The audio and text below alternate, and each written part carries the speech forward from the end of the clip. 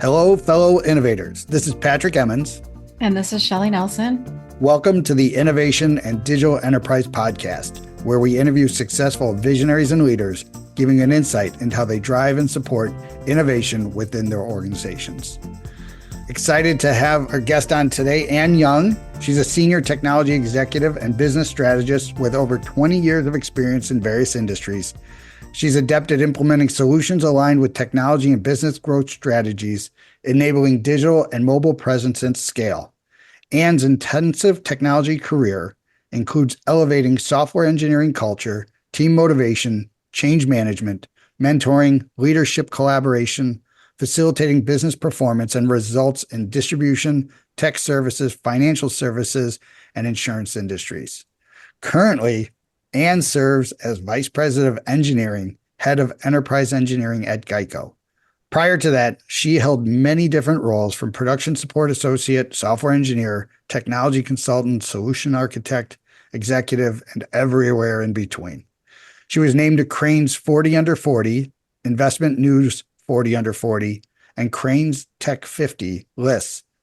She received the Applaud Her Senior Leadership Award in 2017 from Women Who Code and was recently profiled in Crain's Chicago Business. Ann holds a bachelor's degree in computer science and mathematics from the University of Illinois, Urbana-Champaign. She serves on the board of directors for Chinese American Service League and STEM Forward. She's also director of Women Who Code Chicago Network. Ann is passionate in advocating and elevating women technologists while leading the conversation on plugging the leaky pipeline for girls in STEM. We're really excited to have Ann on the show. She's a tremendous executive. She's got tons of experience leading through change. Really excited to have you on here today, Ann. Thank you, Patrick. Thanks for inviting me to the show. Ann, if you don't mind, can you share with our listeners a little bit more about your role at GEICO? Sure. I started at GEICO last year in September as Vice President of Engineering, Enterprise Engineering. And you're thinking that's kind of vague. What is that? Well, basically, it's all things corporate functions and associate experiences. I tell my teams that our engineering teams are really the backbone of GEICO. We have, like I mentioned earlier when I was talking to Patrick, in my past, let's say 7 years or so, my focus has mainly been on more customer-facing technology and then also sales-facing technology, sales, especially in my last role at Northwestern Mutual for our wealth management and financial advisors. So when I moved to GEICO and took on this new role, it's quite different because this is like all internal facing corporate function technology. And I found in my 9 months in at GEICO, I've come to a realization that when companies are going through a lot of transformation, the corporate functions are actually hit the hardest because there is a lot of people and process changes that need to happen. And the underlying tech that needs to enable it goes through a big change. And being the backbone of any company, these corporate functions going through a digital transformation are extremely important in order to enable the success of other functions. So I feel like sometimes you don't feel like it's as sexy because corporate functions don't drive revenue, right? Because they're not revenue producing. But then if not done right, the efficiency of the company and how we can operate gets impacted, especially during digital transformation and change. So you mentioned the business functions and going through digital transformation. What is the biggest challenge about that? I know people generally think about tech, and I think most of our listeners on the podcast know that it's going to be most of the people issues in transformation. From your experience, what can inhibit success if you're not thinking about the people in that? When you get engaged in an organization and you're involved in these types of transformation, what's your playbook look like? Yeah, I mean, I wouldn't say I have a specific playbook for every thing that I jump into. I would say that it's more really the experience and drawing from that in terms of what's worked well and what's not, because every organization is different, and every organization in terms of maturity and change you have to kind of meet them where they are. You can't just come in with like a playbook that you've used or that you've created from your previous role and think that, oh, it's going to work, because one is the organization is different, the people in it is different, the culture is different, and maturity across different capabilities are different. So applying the playbook as is will not work. And it's almost like, okay, well, these are the experiences, these are things that I've encountered. And if I'm seeing similar things, like how might I apply some of the solutions that I have used before to move forward? I would say reflecting back on, maybe when I first moved into leadership and I was sitting in a different seat, and the company at that time was going through a digital transformation. I would say my experience from that when I was in a different seat was that I actually came in thinking I had a playbook. And at that time, I was, moving from an individual contributor. I was a very senior architect, so a domain expert in the space that I was architecting and building. And I moved into a director role. And it was my first time like moving into a leadership role. And it was quite a big jump moving from individual contributor to director, where I had to be a people leader of people leaders of people leaders, right? And I thought like my technology strength as a technologist and engineer was going to fix everything. Like I was like, I know how to build this. It was good. Like looking back, I feel that that was not that it was wrong. I mean, it's good to be a really strong technical leader because that's table stakes, right? You have to know your technology. You have to know how to build systems, because a lot of times you'll be building, new systems or integrating systems. But what was more important in order to enable successful outcomes is understanding what is the problem that we're trying to solve and what's, the most important problem. And from the perspective of your business stakeholder or your business leader, not from your perspective, because I feel like sometimes sitting in a seat that I sit in, I may see the problem differently, right? I'm putting on my engineering brain and I'm like, oh, this is how we're going to fix this problem. But to the business leader, they may articulate the problem a little bit differently, and their definition of success and what that looks like maybe a little bit differently, like than what you're thinking. So I think when I look back on some of my experiences and what I've kind of just observed as I moved through different roles in my career is that being very clear on the problem that is being solved for and having that clear alignment with your various stakeholders on the problems and success is key.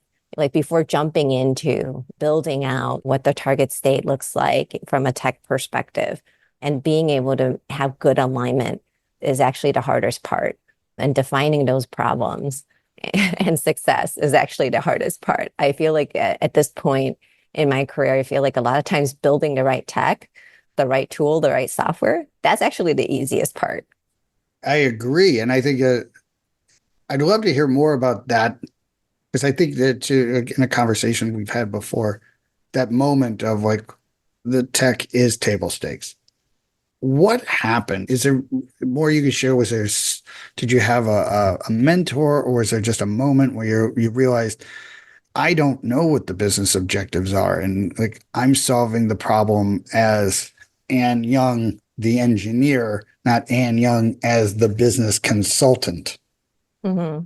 Is there part of your background, whether it was doing some consulting or, because I think that's where I think a lot of our listeners would get a lot of value, is like understanding how to make that transition from being that narrow to very broad and thinking a little bit more from a general kind of perspective. Yeah, I wouldn't say it was any one moment that I had like an aha that was like a pivot, but it was really through kind of a lot of reflection on kind of what's happened. For me, I think what has really helped me as I transition into different roles or different leadership roles and then getting bigger, broader scope is that I always make time to reflect on things. And it's almost like a blameless ritual that I do with myself, right? It's like, okay, like let's just kind of look at what happened and let's look at, what you could have done that would be different and how would it have impacted different outcomes. What did you do that was really, really well? And you would like, hey, I have to continue doing this, right? Because this went really well. But it was really a lot of reflection along the way and being able to look myself kind of in the mirror and have that like really honest retro with myself. But I did start my career earlier on when I was an individual contributor. I did spend years with IBM in their application services consulting. So maybe I picked up something along the way, even though I felt like I was pretty junior. I was mainly a hands-on, engineer and developer. I joined a lot of different engagements and I seen how people navigate the room. And there was like learning that happened there too, from that kind of consulting mindset, active listening, asking the right questions. But for me, really kind of making sure that I'm solving the problem from the lens of my stakeholder. And I teach this to my team too, because a lot of times when I interact with my team or even have some skip levels, they're so like, or they present to me, kind of what they're going to do and the solution. And I ask them like, well, what do you think the solution is solving for? They would answer me. I'm like, okay, what do you think that's solving for? Like, I kind of tend to ask the like questions that they don't like. They're like, why is she asking me this? Right. But like usually like 3 or 4 questions into the why of why you're doing this and why you're doing that, why you kind of get to the conclusion that you can either answer that like 4th why or 5th why of like, okay, like this is the business problem that I'm solving for, or this is the outcome that we're going to get if we solve this, or you don't know. Because if you get into like deep enough into the 3rd or 4th question with me and you're kind of like, well, actually, I don't know.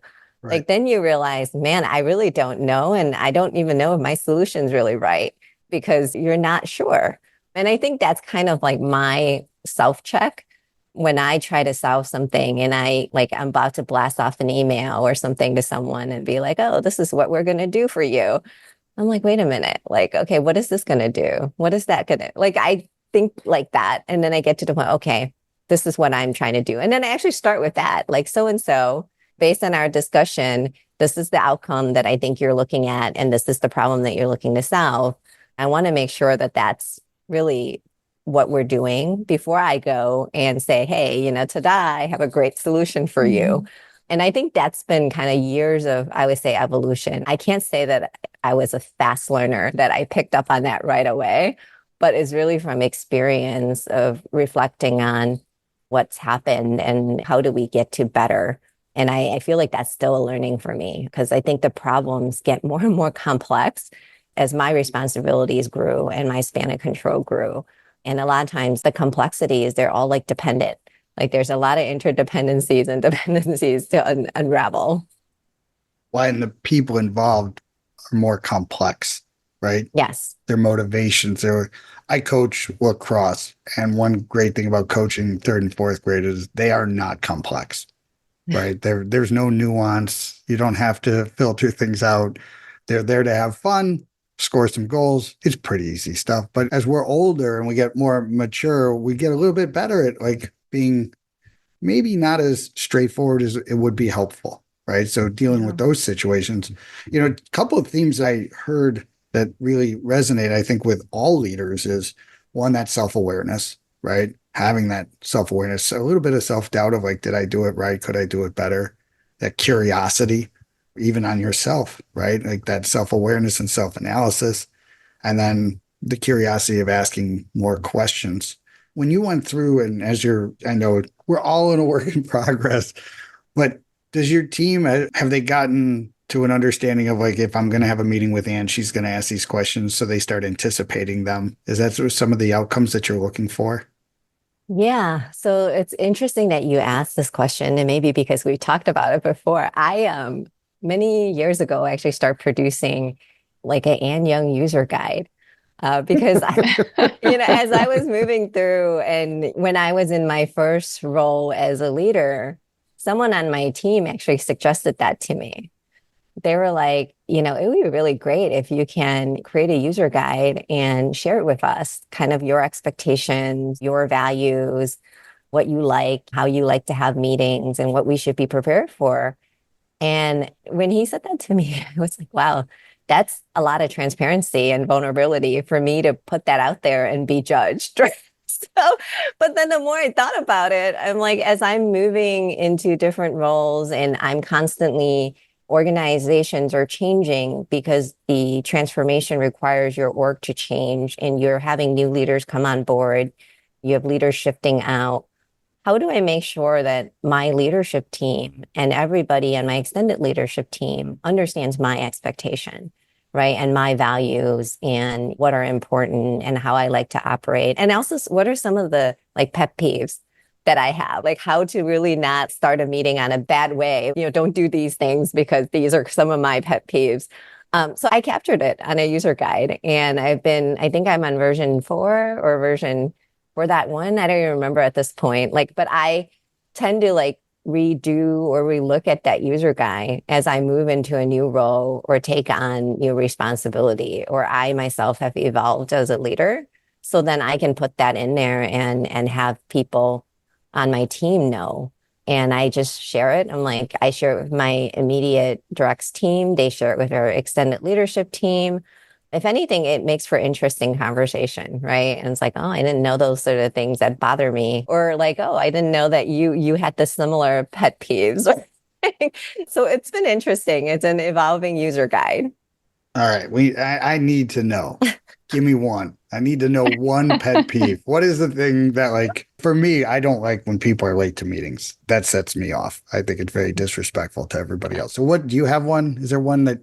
Yeah, I do. And one of my pet peeves is that when I come into meetings, I know that sometimes people want to kind of build up the case to lead to the okay, this is what we need. I don't like that. I'm start with what you need. Please just start with what you need. Because I'm here in this meeting, I'm not going to sit through 20 minutes, of you kind of leading me down the path, Right.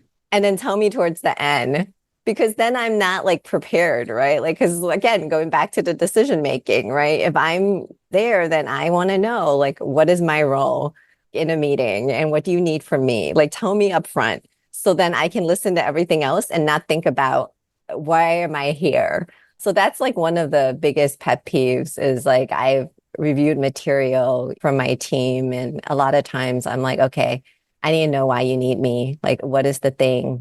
Give me a really short summary ahead of time. I say, give me the headline. Yeah. Give me the headline. Are we on fire? Do we need, right? Just headlines. Yeah. And it's amazing. I think most executives, they appreciate the brevity, right? Yeah. Of I don't need all the evidence, right? Let's start with, is it on fire or not? Right. So Yeah, I use it. But engineers don't think that way. What I found is that engineers are oh, I want to lay out all the facts, the logistic sequencing of everything before I get to my conclusion of what I'm about to tell you. And to me, that's part of when you start to see who has potential leadership capability out of the engineering crew is because have you ever looked into the different personality traits, like the DISC profile? Yes. Right. So leaders are, there's the D, the I, the S, and the C, and engineers generally fall into the careful, and their biggest concern is to be wrong. So they're submitting evidence to support their case, where you got to get to more of a just tell me what it is. Yeah.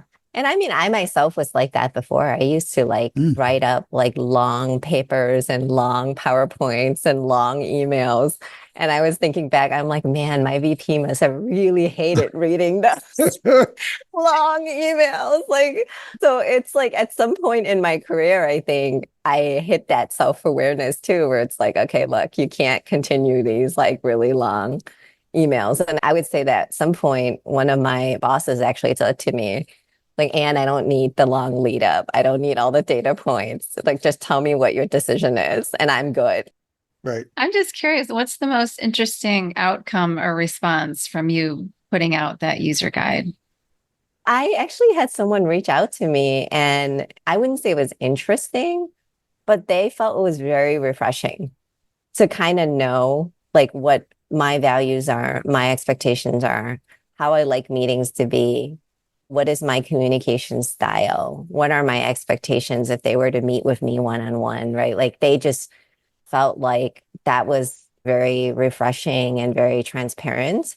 And I also said in my user guide that I'm usually a very direct person. There's really not a lot of complexity. I like to keep it that way, where I usually say what I mean, and that's what I mean, right? And it's all coming from a good place. I was if I give you feedback, regardless if it's good or if it's like critical, it's always coming from a good place. Like I'm giving you this feedback because I think it's going to really help me, it's going to help you.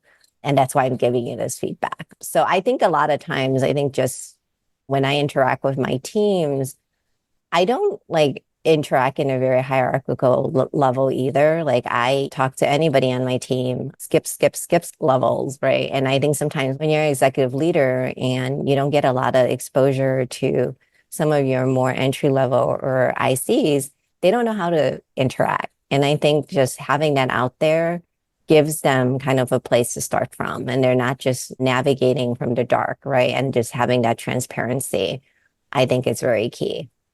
I think the transparency, the clarity of like, hey, here's how to be successful, and the humility that's required.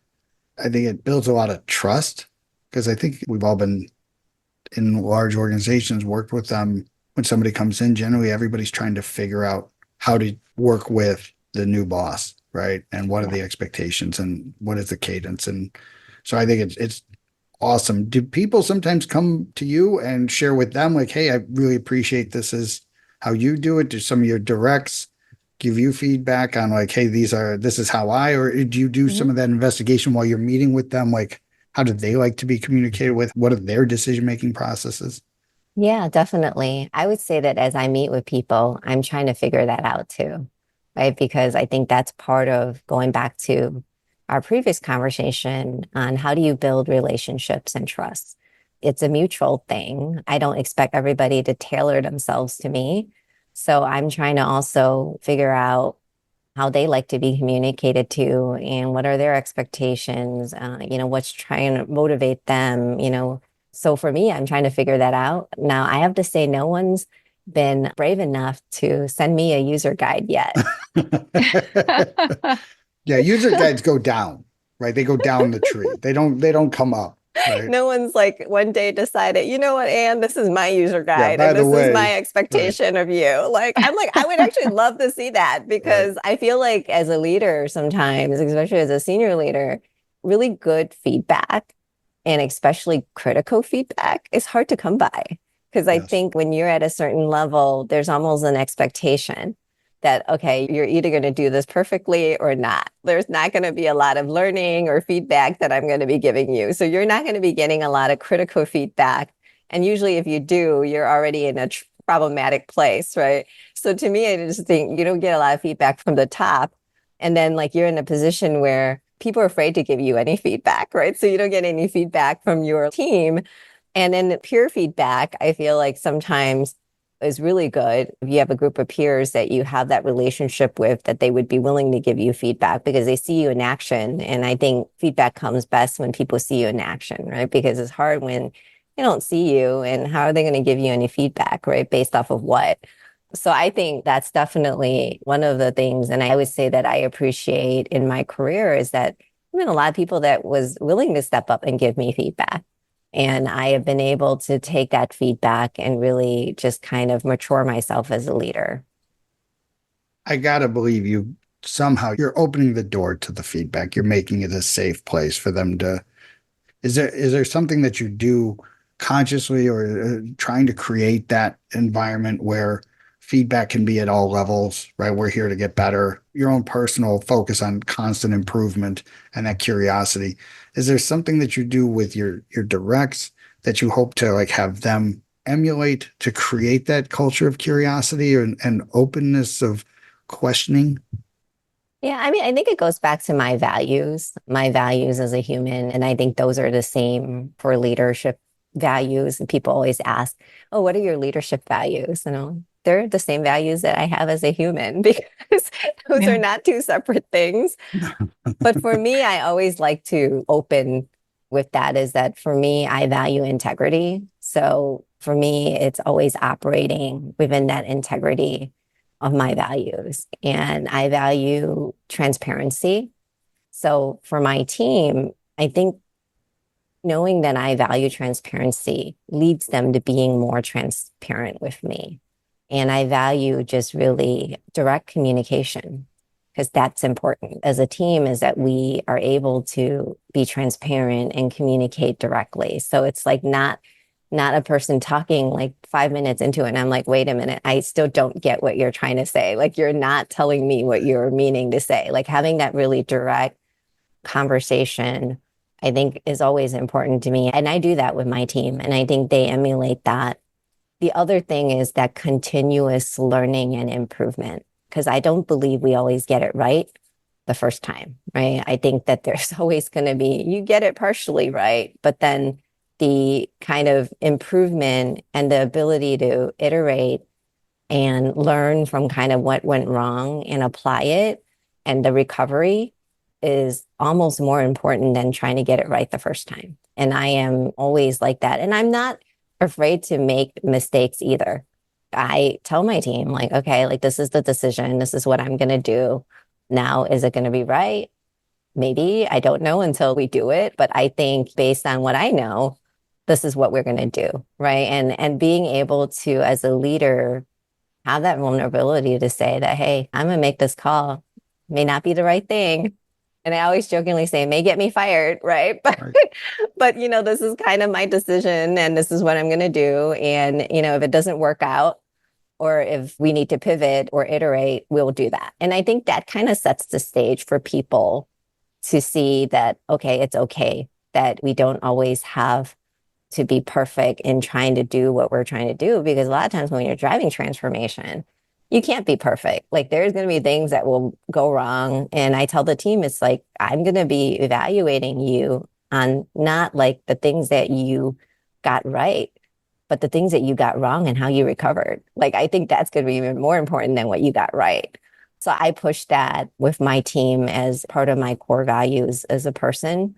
And I think grounded on those things, I think people understand kind of how to operate within my team.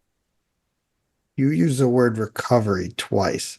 First time I paid attention. Second time, I think that's a tremendous perspective that I think a lot of people don't realize. To your point of like, we're going through change, we're doing new things.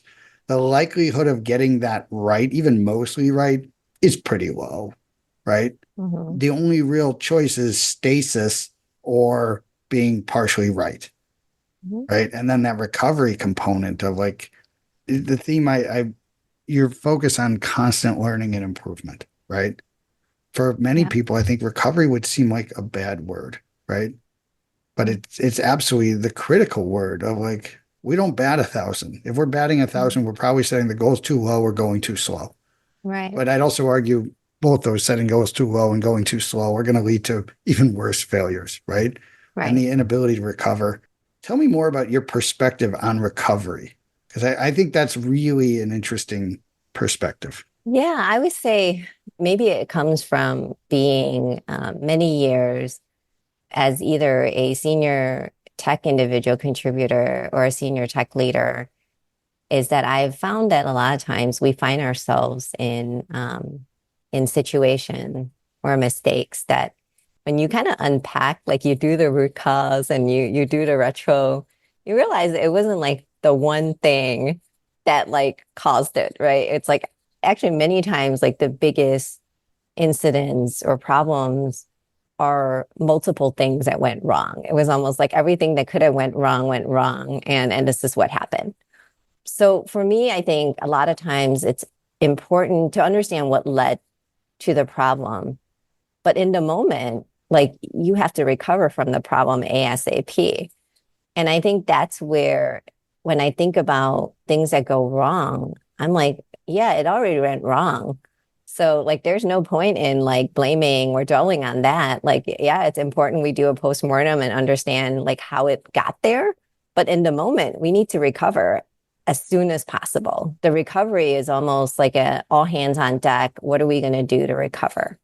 And I think sometimes when mistakes happen in the moment, people dwell like so much on, oh my God, like this happened and this went wrong and that went wrong. I'm like, oh, instead of wasting the time on that, like let's figure out the solution and fix this ASAP. Then we can talk about like what we can do differently next time, right? So we don't make the same mistake again. But I think that's been why I focus on the recovery with my team a lot, is that, okay, this is not the moment to point fingers or blame. This is a moment to like understand our problem and figure out a solution. And a lot of like the solutioning is through some trial and errors too. So if I'm going to continue dwelling on all the mistakes that we're Right. going to make, we'll never get to a solution. So, It's a very healthy approach. yeah. One of the things you mentioned also around the trust and developing your relationships and having really successful meetings, the decision-making process when you're executing more of that decentralized leadership, you're trying to empower people. You mentioned you're getting into meetings and there's a bit of a philosophy for people between data-driven decisions and more ambiguity. What's your perspective? For me, going back to the leadership tests or different assessments, I'm an engineer at heart, so I do like my data points. So I've come to kind of like when I have to make a decision, I always think about the urgency of a decision, right? It's like if I don't make this decision now, kind of like what's the urgency? Like what's gonna, go wrong if I don't do it now? Because what I want to know is, do I have time to gather the data points that I'm going to need to make this decision in the way that I would be most comfortable making it in? But if the answer is like, no, you actually don't have the time and you may not have all your data points, then the decision's coming from a place of experience. It's almost like, hey, I've had enough experience up to now that I know, like gut wise, that this is the right thing to do. And bearing all things in terms of the reasons why we can't do it, and there will be many, right, is like, what is the right reason? And when I have to kind of go explain my decision and why I need to do this, like, do I feel that like that aligns with kind of my values and what we're trying to do as a company, right? Like the mission and what we're doing as a company too. So I think those are very important things for me as I kind of think about the important decisions that I have to make without always having all the data points. Awesome.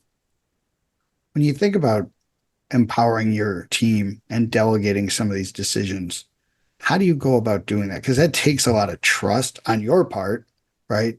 It's a precarious situation of, are they competent? And I know that word triggers people sometimes, but I think it's a relevant question of like, are they competent in making this decision? Is this their authority? How do you go through that process to make sure that when you are handing the keys off to other people to make some of these decisions, what does that look like for you? Yeah, I mean, I think about it in actually a few different dimensions. I don't just delegate the work to try to get it off my plate. I think a lot of times when I work on my plate, I think first and foremost, do I have to be the one that do this, right? Because there are some things that come on my plate that's like, actually, I have to be the one to do it. No one else can. And this is something that I have to do.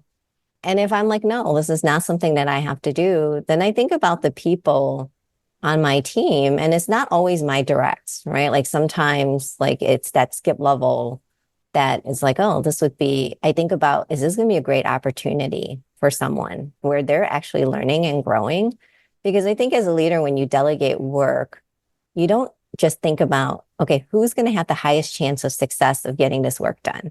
Because then you're going to always go to your most seasoned person, your most Right. experienced person, right? And then other people are not on the team are not going to get the opportunity to grow and stretch.